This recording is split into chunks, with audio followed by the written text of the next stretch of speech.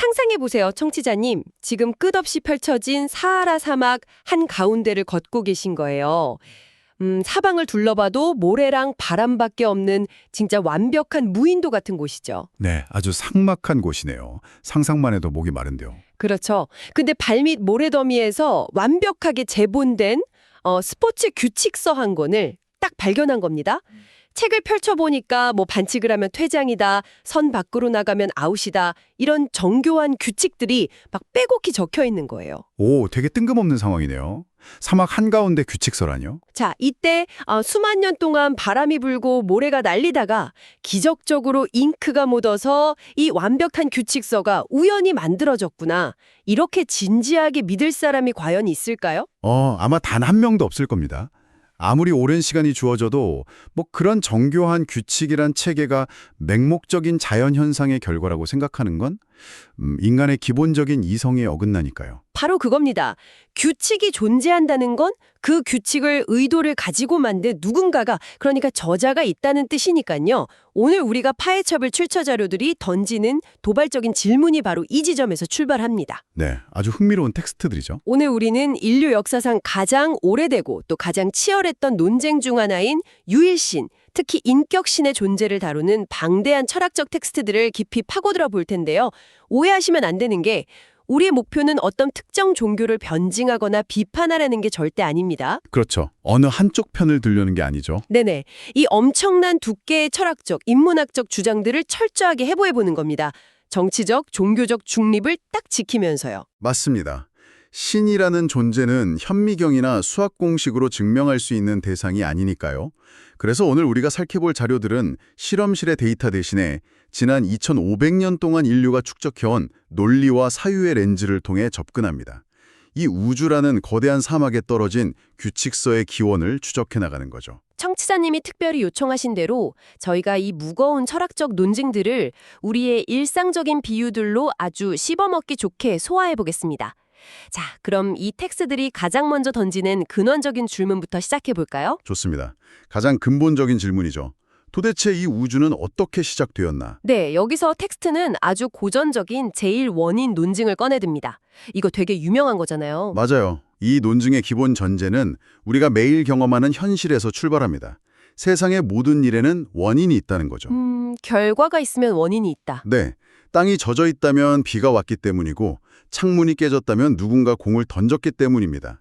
이 원인의 사슬을 우주의 시작점까지 계속 거슬러 올라가다 보면 논리적으로 더 이상 다른 원인에 의존하지 않는 최초의 원인, 즉 원인 없는 원인이 반드시 존재해야 한다는 주장이죠. 아, 이 부분을 들으면서 저는 거대한 체육관 바닥에 수십억 개의 도미노가 늘어선 장면이 딱 떠올랐어요. 도미노요? 아주 직관적인 비유네요. 문을 열고 들어갔더니 도미노들이 촤라락 쓰러지고 있는 겁니다. 앞에 도미노가 쓰러진 건 그 앞에 도미노가 부딪혔기 때문이죠. 그렇게 역추적해 들어가면 결국 가장 첫 번째 도미노를 톡 하고 밀어 넘어뜨린 누군가의 손가락이 있어야만 합니다. 그렇죠. 스스로 넘어지는 도미노는 없으니까요. 근데 잠깐만요. 여기서 아주 치명적인 모순이 생기지 않나요? 제가 이 텍스트 읽으면서 탁 걸렸던 부분인데요. 모든 것에는 원인이 있다 이거였잖아요. 그렇다면 그 첫 번째 도미노를 쓰러뜨린 손가락, 즉 신에게도 원인이 있어야 하는 것 아닌가요? 아, 신의 원인은 무엇인가? 네네. 누가 도미노를 밀었나의 답이 신이라면 그럼 신은 누가 만들었나라는 질문이 자연스럽게 따라오는데요. 아주 날카로운 지적입니다. 실제로 버트런드 러셀 같은 철학자들이 정확히 그 지점을 비판했죠. 하지만 오늘 우리가 다루는 텍스트 속 고전 철학자들은 이렇습니다. 제1원인이라는 것은 우주 내부에 있는 또 다른 도미노 블록 하나를 의미하는 게 아니라는 겁니다. 우주 내부의 도미노가 아니다? 네, 우주라는 시스템 전체를 존재하게 만든 시스템 외부의 근원이라는 뜻이죠. 시간과 공간이라는 인과율의 법칙 자체를 만들어낸 존재니까 그 법칙이 얽매이지 않는다는 논리입니다. 아하, 그러니까 비디오 게임 속 캐릭터가 막 이 게임 세상의 모든 물리 법칙에는 원인이 있어 이렇게 말할 수는 있지만 네네, 그렇죠. 그 게임을 직접 만든 프로그래머는 게임 속 물리 법칙의 지배를 받지 않는 것과 같다는 뜻이군요.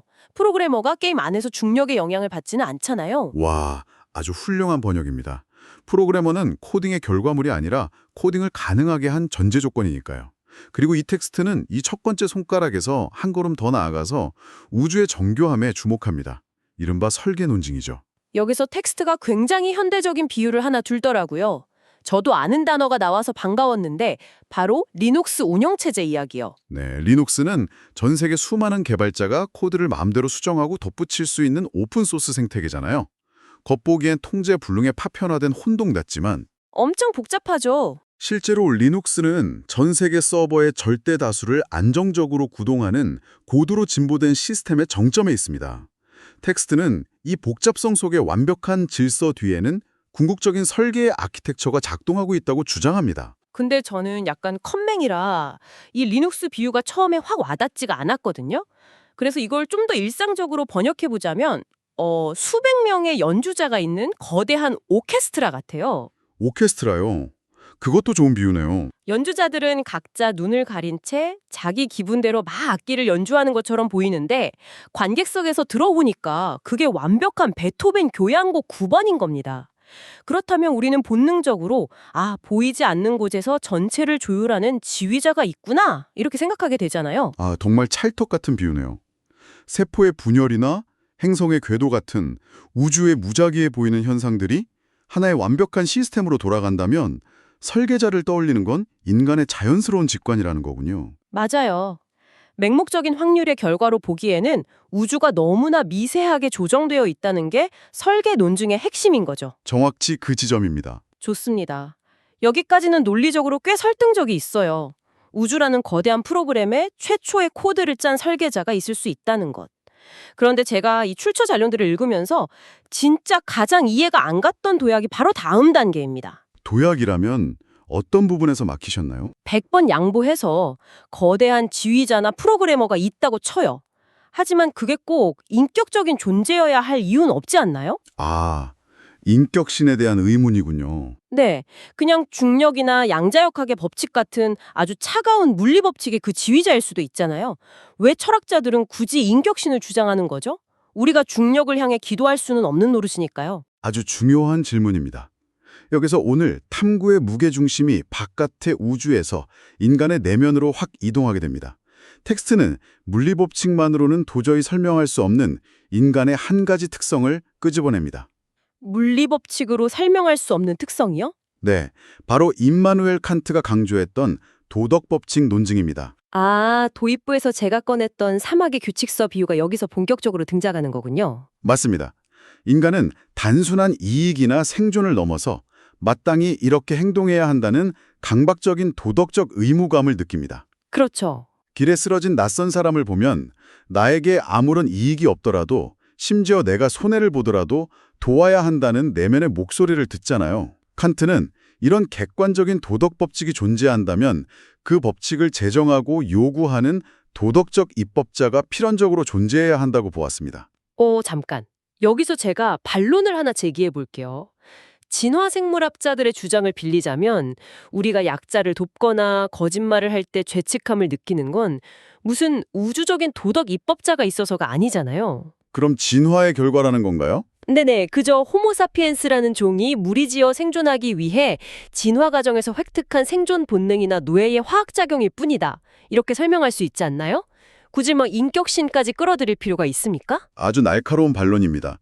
진화론적 설명은 우리가 왜 도덕적 감정을 느끼도록 진화했는가를 설명하는 데는 꽤 유용합니다. 현상에 대한 설명이죠. 하지만 칸트의 논증이 묻는 것은 현상이 아니라 당위입니다. 당위요?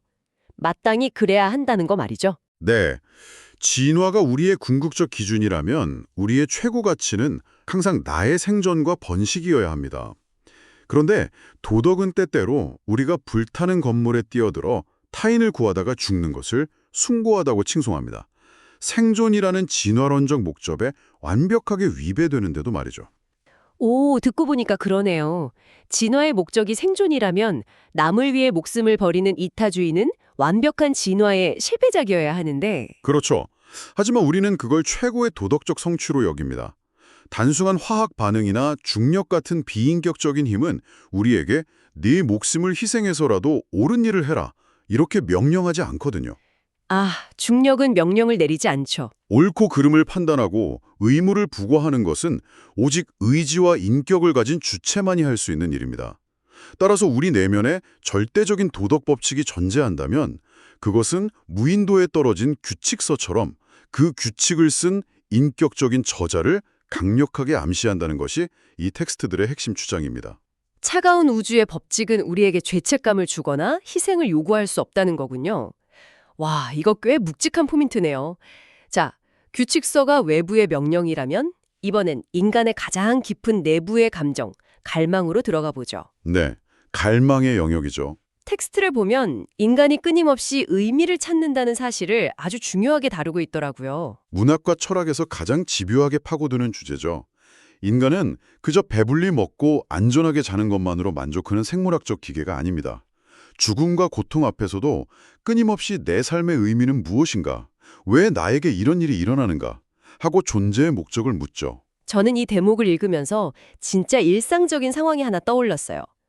한밤중에 물 마시러 가다가 문지방에 새끼발가락을 찧었다고 쳐봅시다. 아, 진짜 아프죠, 그거. 진짜 미친 듯이 아프잖아요. 그때 우리는 막 바닥을 뒹굴면서 하늘을 우러러보며 외칩니다. 아, 도대체 나한테 왜 이러는 거야? 내 인생은 왜 이 모양이지? 이런단 말이죠. 하하, 인간의 아주 독특한 본성이죠. 강아지는 발바닥을 찢는다고 하늘을 보면서 자기 존재의 이유나 우주의 불공평함을 원망하지 않거든요. 그저 고통이라는 생물학적 자극에서 멈추죠. 하지만 인간은 그 고통 속에서도 끊임없이 왜라는 의미를 찾으려 발버둥칩니다. 맞아요. 우주가 그저 무의미한 원자들의 충돌일 뿐이라면 도대체 왜 인간의 뇌구조는 이렇게 끊임없이 일어나는 모든 일에 목적과 의미가 숨어 있을 거라고 기대하도록 세팅되어 있는 걸까요? 그것이 바로 철학자 마르틴 부버가 말한 나와 너의 관계성으로 자연스럽게 이어집니다.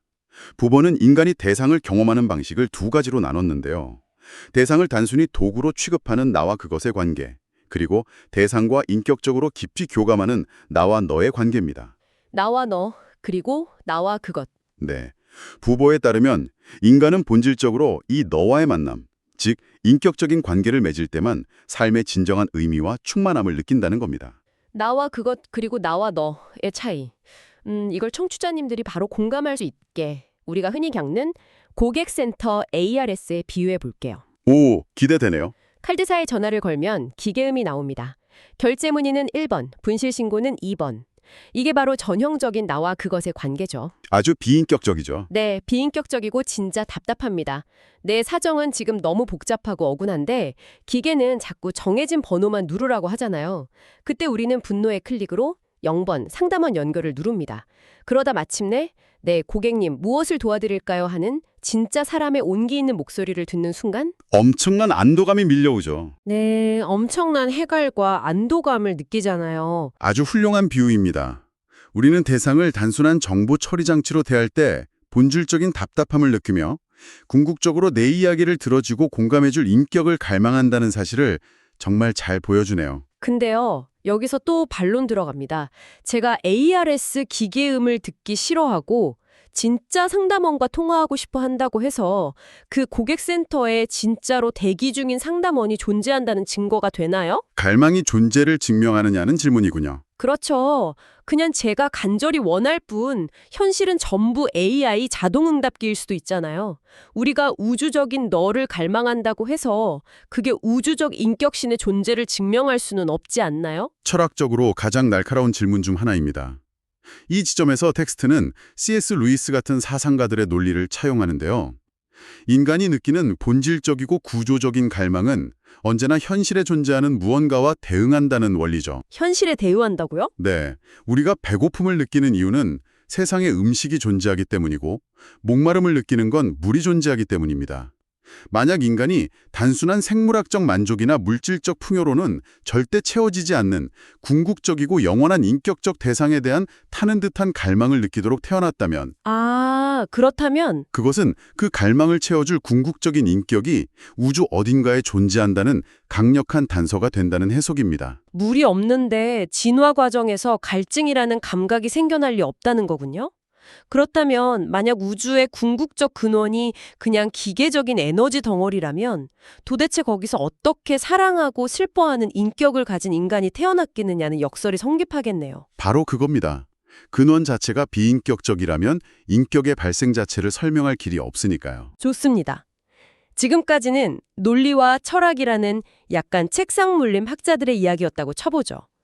그렇다면 이 인문학적 추론들을 뒷받침할 만한 실제 역사적 데이터나 증거가 있습니까? 네. 그래서 텍스트는 증거 수집을 위해 종교학과 인류학의 방대한 데이터베이스를 엽니다. 여기서 종교학자 미르체아 엘리아데의 연구가 아주 중요하게 다뤄지는데요.